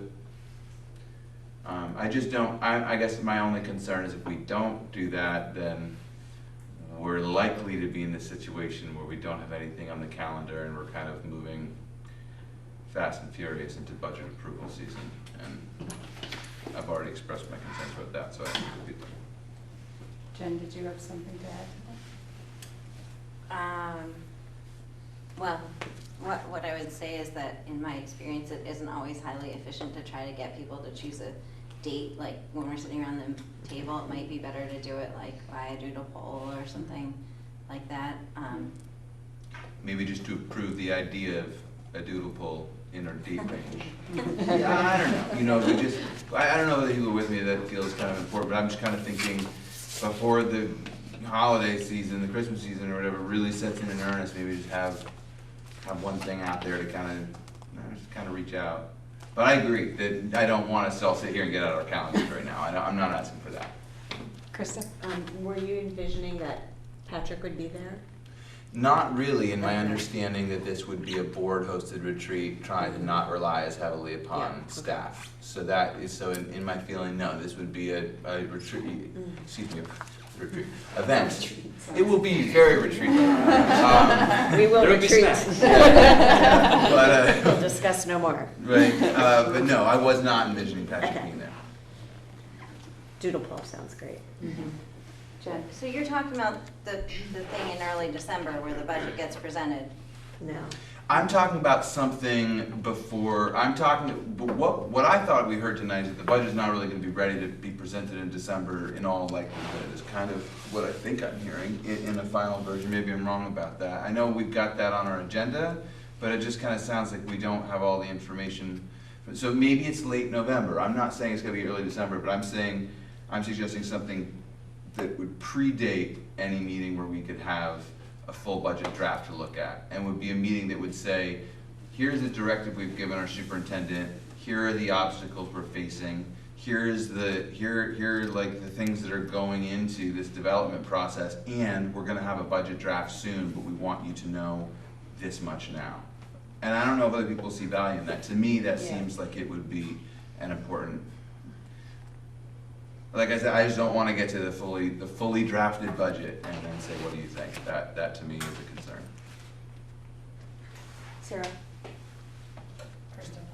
Go ahead. I feel like I agree with you, but I sort of also think if you just, you said essentially what we could say.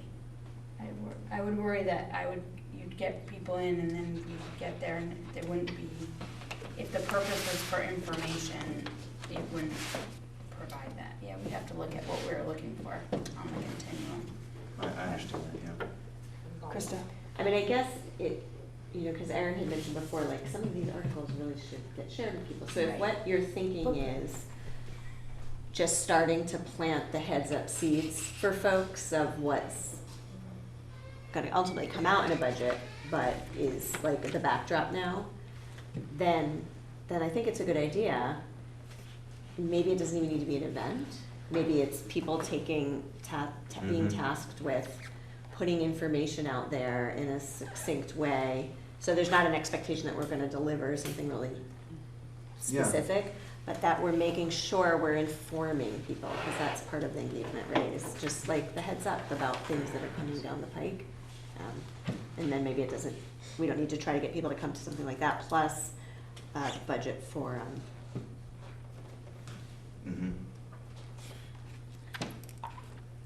What if we just did something like some board notes, just some sort of message to put out that the board is beginning, they're looking at the timeline, they're looking at some cost drivers, some assumptions, and, you know, this is what we've heard from the state, and just sort of like a little brief narrative of what we said here tonight, and then getting that out to people. Then it'd be one message, wouldn't be relied on how it was, you know, gone, how it goes out. Yeah, I mean, we don't wanna invite people trying to come to us with what they think that school budget should look like. You know, you have to be very careful Yeah. because they don't necessarily understand that we're making a recommendation and Patrick and team are presenting that budget. We're not gonna be that far in the weeds. We're not gonna have that much, and to your point is, how much information are we really gonna have for them prior to the December, community forum? And are people who actually, if they were to show up and engage and we didn't have that much information, how are they gonna feel about that? How is that gonna be received? I guess for me, as I'm thinking about what I'm hearing, an important decision would be, is the intent of this initial meeting to provide information or collect information? If the expectation is for you to provide lots of information, you're not gonna have it in early November or mid-November. You might have some in late November after the first meeting, if we have something that we can sort of give you an update on at your November meeting. If it's about collecting information with no sort of preconceived other than what we know about the state level, so given the context of the state, which we have information we can share and there's enough there for conversation for a little while, given all of that, what do you want to see? It almost feels like that, in the ideal situation, would have come prior to even you setting a direction for me to pursue. But better late than never, maybe, I guess, is the approach you could take to that. Better late than later. Right. I think, for me, it's more the second one. It's information gathering. And I think that it's true we won't have a whole lot to say, and if it was an event that was about us standing up and telling them everything we know, it would be a short meeting. But I think that what we know is big enough stuff that we'll have something to talk about. And I also think that it will be an opportunity would be an opportunity to start telling people more about our role as a board, which I think we can't say enough. Like, hey, it's ends-based. It's not about, I heard your question, I'm gonna find out about that for you. I'm calling Patrick in the morning, you know, and to kind of say, like, that's not the role, but here is the role, and just kind of start that process around a subject that is kind of painful, you know, honestly, what we're facing here, but it's also like a lure to conversation, and so but that's what I'm imagining. I appreciate, because yeah, we won't have, you know, all the facts. Liz? Yes, because the board, as I've said, what I believe I'm doing on the board, I've had many surprised people like, oh, really, that's not what I thought of a board as. So this is a new concept. I mean, that in and of itself is a conversation. So that would be good to talk about. What do we do when we get that information from them? Because, see, I'm still looking for that appropriate time to share. How do you collect it? What do you do with it? I think they're two important questions. Yeah, I don't know. Jen? I think that it's gonna be really difficult to add another engagement in the same time window because people are engaging a lot right now, or we're trying to engage people a lot for the Mount Abe renovation. And then to put something in November and then to put the budget in December. I like the idea, I think maybe Erin, you were mentioning it, of putting out, you know, or I don't know, lots of people were talking about it, but the idea of putting out maybe some sort of a official statement that doesn't feel like an official statement.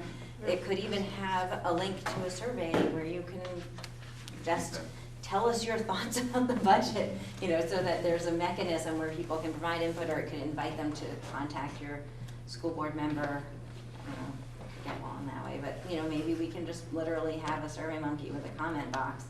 And so then people can, if they want to provide comments, but it's not like another event that people have to come out for. Allison?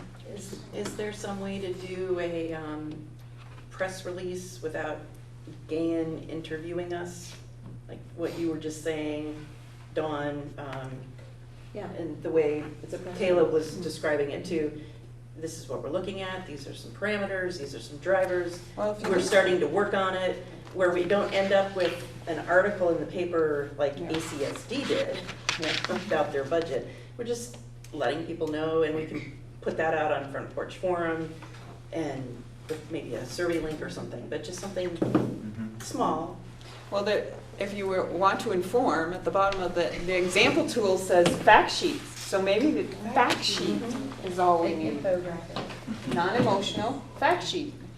And the facts we know now. Right, right. And And that may be little. the facts we know now, that's what it could be. But don't be surprised by the emotions you get to your fact sheet. Well, then we give people time to Don't work say through no their emotion. emotion more than their Yeah. All right, it sounds like there will be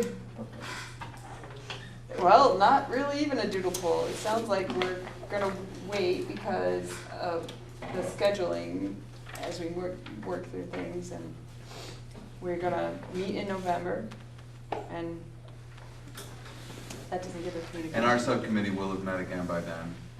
I'm Jen? making copies of all the keys. Jen?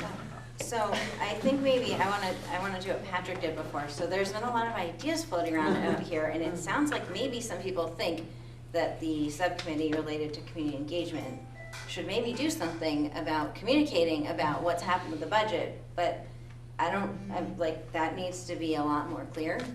I mean, okay, not like what, but like, do you want that committee to do something? Can the committee just write something and send it out? Do people need to look at it before, like what?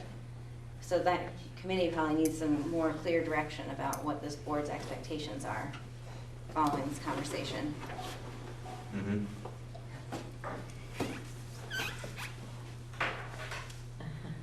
Do you want to make a fact sheet? Does it make sense to hold off until after the November meeting and make the fact sheet when we have a little bit more potential information? I mean, if we make a fact sheet now, I mean, it's going to have very few items, and so I'm just curious if this makes sense to table it for another 3 weeks. 4 weeks. I think a good direction would be for the communication committee to create a blurb, a short blurb, condensing what Dawn and Caleb said about the things that we know and we're working on, and provide that to the other members of the board, and we could blast it out however, we could put it on our Facebook page or Front Porch Forum, but maybe you all could develop the little thing and then provide us with that. So maybe like by the middle of November. I'm kind of thinking out loud, but I don't know if that's what you were talking about, Jen. That is the kind of direction I was talking about. Krista? And for future work for this committee to consider, maybe what we could do is look at this being a model for quarterly things we put out, and then that folks at the table could take turns actually writing it so that you guys aren't always the ones doing it, but some sort of process. I think it would be great to get used to doing this sort of thing as part of our community engagement, and not just thinking we have to have a meeting, but that we try to be more deliberate about, times of the year that make sense for us to say something to our community members. And you guys don't necessarily have to be the ones always to actually say it, but to come up with a Is everyone in agreement with that? Is that enough direction? I think that's enough direction on that point.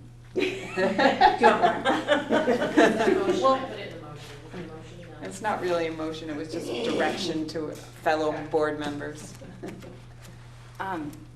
So there was also some, I guess I was unclear whether the Community Engagement Committee is also expected to plan the budget forum or forums. I think someone was talking that committee might be doing that. I'm totally happy if that's No, not what I people don't were think- talking I about. don't- I don't Yeah, think it's just that the way it people was were mentioned on the yeah. agenda. Yeah, I don't think A that. couple things got put together. Yeah. Okay, so I that's don't- good. I was So that's fine. expecting that I would take the lead on coordinating that. Yeah. Because that will not be a board-hosted community engagement event technically, it'll be an event with staff. No, I would say it is a board Yep. event. Yep. But I mean, you're the gonna, Just- purpose is that for the board to hear community feedback on the proposed budget and to include that feedback in the board's decision and directing me in terms of what to do with it. but it's different than some community events in that it kind of explicitly requires a support of staff. I would actually say it's like most community events that typically require. But Help to didn't we coordinate. talk about the fact in the last meeting that our goal in making some community events should be to not do that? We sure do. And some future training might teach us how to do that in a different way. And it's certainly something that it's not at all beyond the realm of possibility for the central office team to work with a person or two or three to take it over. I think we'd certainly be happy to do that. Jen? So I have one other suggestion related to the community engagement subcommittee, or whatever we're called. I think that the committee would, my opinion is that committee would benefit from one more member. We've had a little bit of trouble having quorum when Caleb has tried to schedule something. And I think it might be easier if we had another member. Who's on that committee now? Andrew, Jen, and I. Okay. So I wonder, as the scope of the work that it looks like this committee might be doing is maybe broader than it was when it was initially conceived, I wonder if anyone else is interested in being part of the committee. Don't everybody jump up at once. How often are you guys meeting? I think, Or so, attempting. so far in my mind, we've been attempting to meet once a month. And we've succeeded in doing that 1 out of 2 times, so. All right, so you're going- 50%. Yeah. The other thing that I would say, coming Yeah. from, so my local school board has 5 members, and so we have sometimes been able to have 2 members go off and work on something together, because 2 members is not a quorum of that board. So like myself and one other board member planned our community engagement, and we didn't have to do everything through formal board meetings, and so it was more flexible. Whereas we really shouldn't even communicate with each other by email, because 2 people out of 3 is a quorum, and so you run into some real difficulties with the open meeting law. So a subcommittee? No, it's just like I could be tasked with writing the thing. If we had a larger committee, we could have 2 of us work together on writing the blurb, for example. Whereas if you're only 3 people, if 2 of you work together, it has to be in a warmed meeting. Right. So maybe So Megan is I will interested. join I hear you. Megan is interested in joining. Are we all in support of that? Yes. Thank you, Megan. No. Thank you, Megan. Thank you, Megan. Should there be a motion and action to I was gonna appoint? say, do I Because have I think to- that's how the. I think the somebody three of is you right end up- on that. Who's gonna be right on I that? don't think you didn't do it, we didn't do it by motion originally, did we? No, I think it was volunteer, we took volunteers. We formed the And then appointed committee for and that, then we okay. took volunteers. But if you So- want a motion, I'd be happy to. Yeah, I was make gonna it. say, if you want one, I'm sure there can be one made. So I move to appoint Megan to the community engagement subcommittee. What is it called? Community engagement, right? Community engagement, I'll yes. second that. Caleb, all right. Any other discussion? All right, all those in favor of nominating Megan to join the community engagement committee, communications committee, please say aye. Aye. Any opposed? You don't get to vote. It's community engagement. It's too late now. No vote, so you're okay. Okay, all right, I know, that's the other one, And I sorry, know you that's guys are Dan. sick of it. Do we have to actually make any other action on Well- the community engagement plan or not? No, I don't think so. We're gonna get back, we'll be talking about it again. I think if we can put that back on the agenda next, the Okay. community engagement, we'll just have that come back again. All right, moving down to board management and governance. I think we finished that. Yes, we did. We have an update from the policy and governance. Any questions about the update? All right. An update from the Mount Abe renovation project. Tomorrow night, 5:30, tour starts, 7 o'clock, information meeting starts. Please come down and join us. 7 o'clock is the tour? No, No, 5:30 Five, is thank you. 5:30 is the tour, 7 7 o'clock o'clock is is the the informational informational meeting. And I would say Okay. the only addition to that is watch for Channel 3 News tomorrow. They called this afternoon and expressed interest in doing a story, so that'll be a great way to get some information out. And early absentee voting is available, so if you can't make it Thursday, November 2nd, or you want to provide for your schedule, stop into your local town polling place and vote. And it takes more time to park your car than it does to click whichever box. Yeah. You could share tomorrow too. Okay, and then there is one more quick action item to accept the interpretation on 4.7, the governance investment. I don't think, that wasn't. That one is not, we don't have the paperwork, so that'll be, sorry, that's tabled till the next meeting. All right, no need for an executive session. We're gonna skip right by that. Is there any public comment? Louis? I'll be very brief. Our Starksboro, the Robinson School Board, we recently, last December, not that recently, voted to replace our boilers. And once the news got out that we were replacing our oil infrastructure with more oil infrastructure, we kind of stepped on a hornet's nest and got a lot of feedback that was very critical of our process there.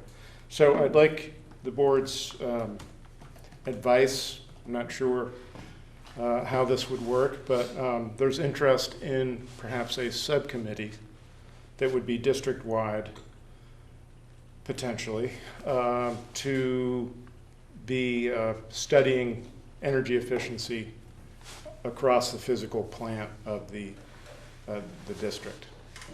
And I guess that would require an action by this board to take the steps necessary to create that committee or lay the groundwork for it. That's my... Like with members from the community, like yourself included and people that are currently talking about it? I think I have at least 2 firm members who would like to be part of this effort. There are already in the town's energy committees. I believe Caleb is on ours in Starksboro. I'm not anymore, but Okay. there is a Starksboro Energy Committee associated with the Planning Commission. And I was going to try to find out if there were those committees in all 5 towns, that maybe this is redundant. Maybe those committees could be used somehow. But Jen? So Louis, can you help me understand, so you're coming to this board because you would see those changes being things that would happen after the current budget year, so once this board has taken over governing the schools? yeah, I would see this as something that would be ongoing for the future, and that the local boards are not necessarily voting on budget issues around our physical plant. So I think this would be the board that would create such a subcommittee, I believe. Krista?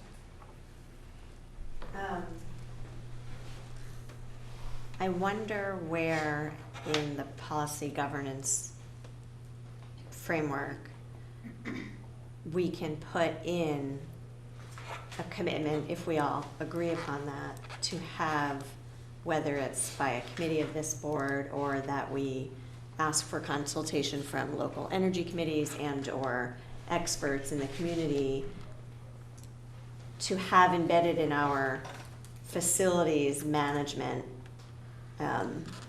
regular evaluation of how we're doing on that front currently and when there's consideration of purchase of new equipment. Does that already exist in our facilities management world?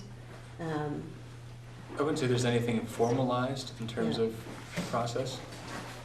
Which I think is part of what sort of led to the situation that we. And I think it would be great to make that formalized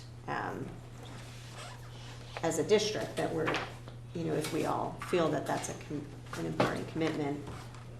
And I don't know how you do that, and I guess secondary to that, I have similar feelings around accessibility and universal design and ensuring that so I guess that this just reminds me of that it may not be that we create committees, but having a place to embed those philosophies in our district, so that when we encounter opportunities, that we put them through those lenses.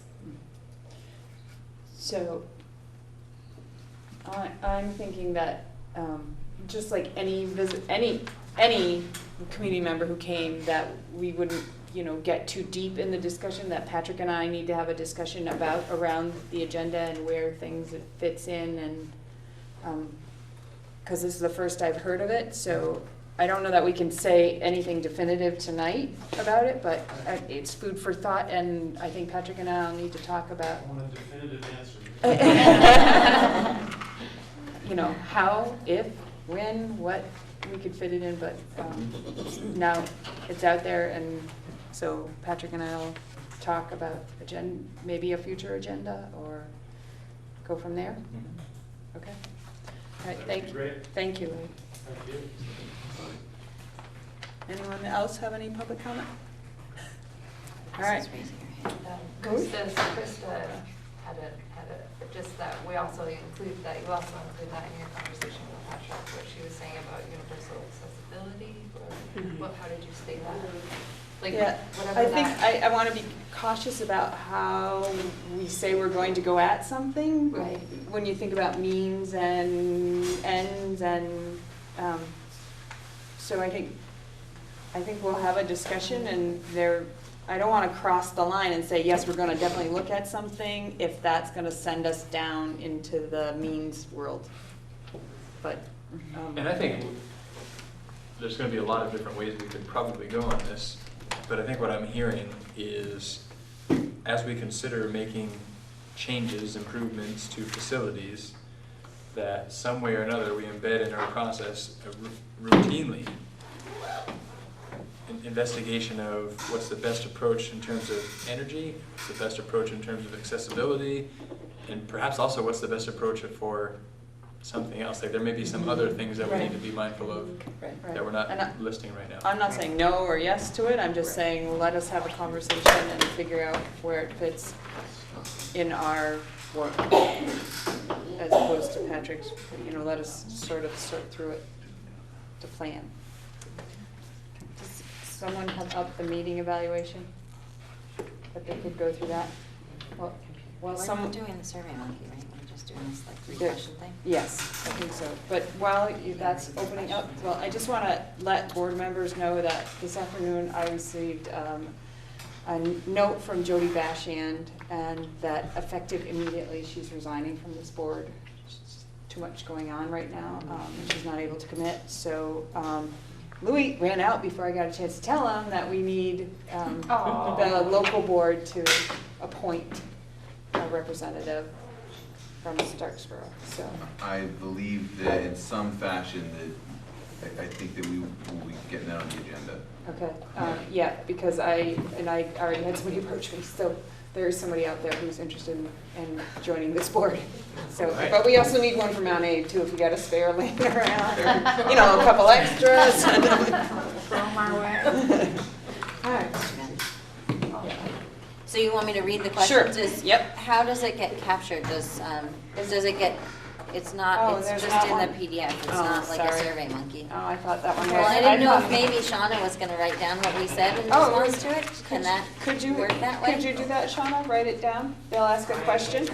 All right, so go ahead and read then too. So, Okay, so we need, obviously, it's noting the date of the meeting, and then what was the level of engagement of all board members, high or low? High. High. Do we want to say any comments about that? think we heard from everybody. Are we all engaged enough already? Okay. Yep. Shauna, am I going too fast for you? Okay. Was the agenda followed? Yes. Yes. Comments? No comments? What went well with the meeting?